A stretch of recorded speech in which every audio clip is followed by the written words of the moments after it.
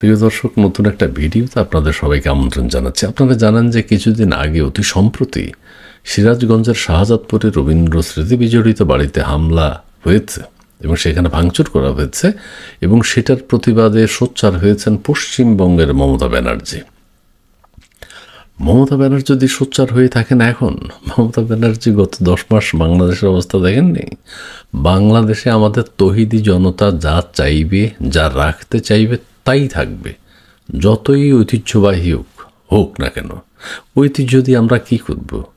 রবীন্দ্রনাথের স্মৃতি বিজড়িত কাছারিঘর তো দূরের কথা, বাংলাদেশের স্বাধীনতা যুদ্ধ, মুক্তিযুদ্ধ, 71-71-এর যেসব স্থাপনা, জাতীয় সঙ্গীত, সংবিধান, কিছুই আমাদের তৌহিদি জনতা রাখবে না ডক্টর ইউনূস সাহেবের নেতৃত্বে। সো কাছারি বাড়ি তো ছোট্ট ব্যাপার।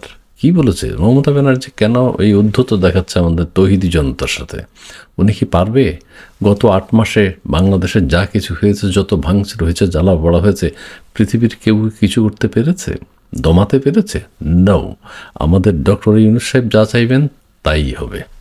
সিরাজগঞ্জের শাহজাদপুরে রবীন্দ্র স্মৃতি বিজড়িত কাছারিতে দুষ্কৃতিকারীদের হামলার ঘটনাকে পশ্চিমবঙ্গের মুখ্যমন্ত্রী মমতা বন্দ্যোপাধ্যায় রবীন্দ্র সৃষ্টির উপর আক্রমণ বলে প্রতিবাদে সোচ্চার হয়েছেন।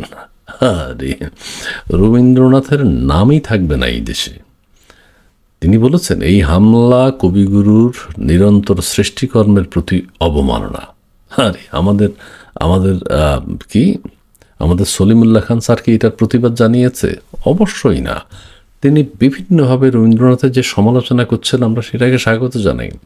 তিনি রবীন্দ্রনাথকে বলছেন যে খাইয়া নির্যাস নিয়ে ছোকলা বের করে ফেলবেন। রবীন্দ্রনাথ বাংলাদেশের কি একটা ডায়লগ চালু হয়েছে, বিশ্ববিদ্যালয়ের বিরোধিতা করেছে। রবীন্দ্রনাথ ঠাকুর সাহেবের কোনো কিছু আমাদের তৌহিদি জনতা থাকতে দেবে না। কাজে আমাদের সলিমুল্লাহ স্যার যেহেতু প্রতিবাদ করেননি, তাহলে এই হামলা কিচ্ছু যায় আসে না আমাদের।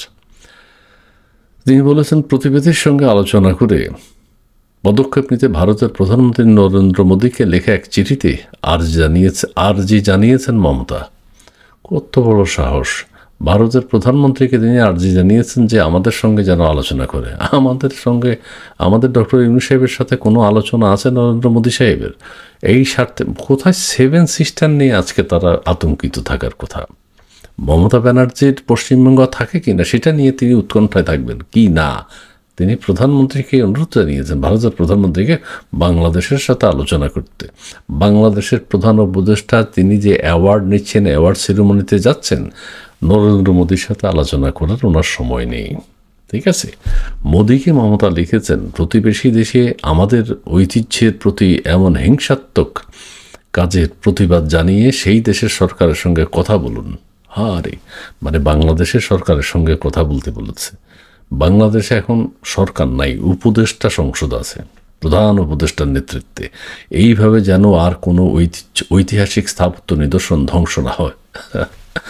বাংলাদেশের স্থাপত্য ঐতিহাসিক নিদর্শন থাকার কোনো প্রয়োজন নেই। আমাদের তৌহিদি জনতা সেটা নির্ধারণ করে দিয়েছে 2024-এর জুলাই আগস্টে, যে এই দেশে কি থাকবে কি থাকবে না।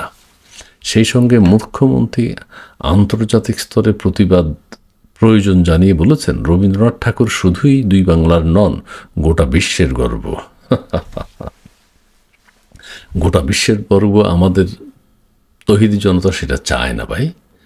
সময়ের দাবি মেনে তাঁর স্মৃতি বিজড়িত সব কিছু রক্ষা করতে হবে আমাদের। তা আপনারা রক্ষা করতে হলে আপনারা নিয়ে যান। আমাদের এখানে কেন? আমাদের এখানে আমরা এখন 24-এর পর আমরা থাকতে দেব না। ঠিক আছে। মমতা বলেছেন, বাংলাদেশে সিরাজগঞ্জে ঐতিহাসিক স্থান কবিগুরুর পৈতৃক বাড়িতে ভাঙচুরের ঘটনার কথা জানতে পেরে অত্যন্ত দুঃখ পেয়েছি। আহা, তো দুঃখ পেলে আমাদের তৌহিদি জনতা আপনাকে তো আরও দুঃখ দিতে চায়। আরও দুঃখ কিভাবে দেবে তৌহিদি জনতা সেটা ভাবছে। এটা বাড়ি ভাঙচুরই নয়। তিনি বলেছেন, রবীন্দ্রনাথের বহু অসামান্য সৃষ্টির নেপথ্যে এই বাড়িটি।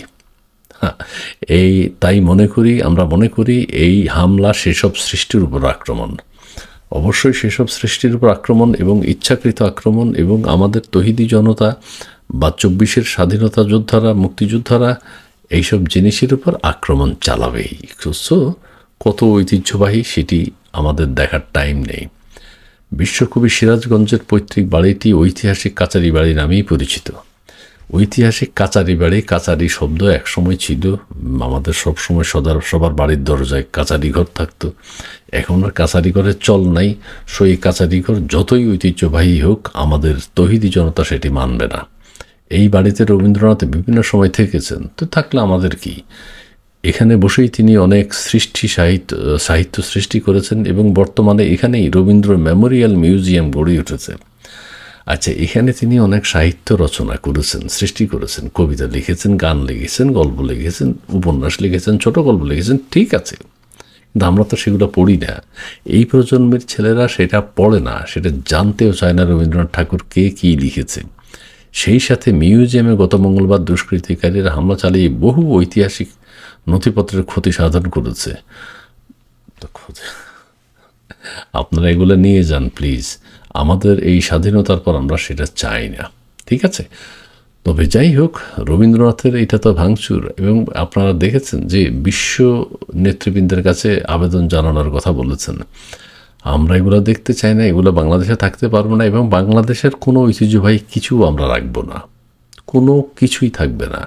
24 থেকে শুরু, সামনের দিকে যা হবে নতুন করে আমরা সৃষ্টি করব, নতুন ভাস্কর্য তৈরি করব, নতুন ঈদের আনন্দ করব, সব কিছু নতুন হবে। জাতীয় সঙ্গীত থাকবে না, বাংলাদেশের মানচিত্র থাকবে না। ছোট হতে হতে নতুন মানচিত্র আমরা সিঙ্গাপুরের মতো আঁকবো, এবং আমাদের আরও যা কিছু করার, আমাদের জাতীয় নেতা, বীরশ্রেষ্ঠ, বীর শহীদ যারা, তাদের নাম আমরা শ্রদ্ধার সাথে স্মরণ করব।